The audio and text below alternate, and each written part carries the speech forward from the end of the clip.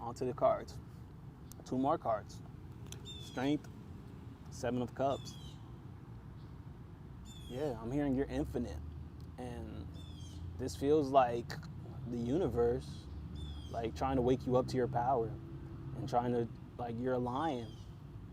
And you may not understand that. It's like, you may not have roared before. You may not have ever actually heard what you sound like, you know? Like maybe you did a little like little stuff like that. But it's like, it feels like she's trying to tell you like, yo, like you have no idea the power and the vibration that lies within you, like through your roar. And like just how much that can shake things up and how empowering it can make you feel, and also how it ripples through the whole world.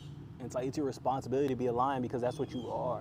So understand that you spending time not roaring because it's loud or because, you know, you're afraid of, you know, it feels intense. So you're like, I don't want to attract that type of attention, or I don't want to, you know, come across as, you know, like, dang, like he's over there roaring and stuff. Like, I'm just trying to chill over, you know, you don't want to make anybody uncomfortable. So you're not being a lion, but it's like, that's what you're supposed to be. And anybody that makes uncomfortable is not supposed to be around you. Like, and that'll help them get into alignment too. Like if they find themselves like, oh my God, this lion, like, okay, clearly you're not supposed to be around lions. And they need to get up and relocate to go where they're supposed to be too, because if they were in alignment where they were supposed to be, they would have never encountered you. So understand that you sitting there diluting yourself or not showing up wholly doesn't actually help anybody. It just keeps them all out of alignment too. It does them a disservice too. So if it's really about them and doing, you know, wanting to please them, and, you know, even if you're a people pleaser and you're like, oh, like I don't want to make them feel uncomfortable, understand that you're not helping them. If anything, you're holding them back, and you're doing the opposite of pleasing them in the long run. So if you want to people please them, own who you are. That's a true way to people please, because they're gonna have to be in alignment with themselves too in order to exist comfortably. Because if they're not in alignment with you, then they shouldn't be around you. So if the only way to keep them comfortable is for you to be a lesser version of yourself, neither of y'all are winning. You're both losing. So you're this lion. Be that lion. Understand you have a lot of choices at your disposal, and that you're gonna be a lot of things in this life. Like, even as you feel like you're mastering things and you're growing and you're shifting your life, and it feels like things can't get any better, they can and they will. But you have to continue to own who you are. And even just understand you're lion, you're roar, that's okay, that's one thing. But then once you do that, you're gonna realize like, damn, you're this other thing, you're also this, you know? So it's like, and all these things paint up the totality of who you are. But understand that you're gonna have to keep coming back to this place. You're gonna have to keep expanding. You're gonna have to keep being uncomfortable and pushing against your barriers, your boundaries, because you're really boundless. The sky's not even the limit. You can grow beyond that. You can expand into everything, you know? So it's like, you're gonna keep coming back to this point, and the universe is gonna keep showing you like, yo, you know, you're this, like you have a roar in there, and it's your job to roar. It's your job to be a damn lion. So don't sit here and shrink yourself because other people don't want to be around lions. Tell them to go find who they're meant to be around. And through that, you'll have space to, to attract other lions and other beings that are compatible with lions and that grow into their highest self by being around lions, you know. But it's like, you limit everybody by limiting yourself. You being at your fullest is in everybody's best interest. I don't care who they are. So understand, I don't care if they're directly asking you to sacrifice themselves to make them happy or whatever. Understand that that's not their higher self talking. Because if they were in their fullness and their totality and all that, they would understand too. So understand that you being your full self is always what you're supposed to be doing. Don't shrink for anybody. Options. You have options, and you're going to continue to have options. Where do you want to go? And as you continue to become yourself and fall deeper into yourself, this will become more clear as far as what options are for you and what's not for you.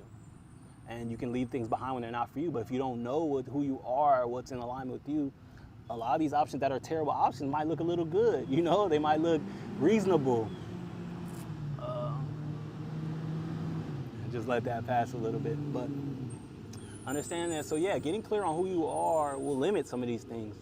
And it'll become more apparent what you should do and what you want to do and all that.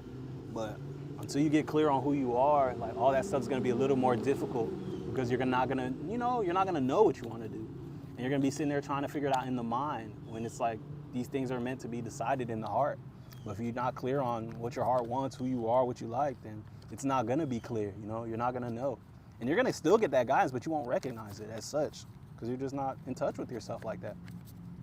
So yeah, if that resonates, definitely spend time going within your inner world, getting to know yourself, journal, ask yourself questions, treat yourself as a best friend, you know? That was a big thing for me a couple years ago, was like, you know what, I'm gonna start treating myself as a best friend would, you know?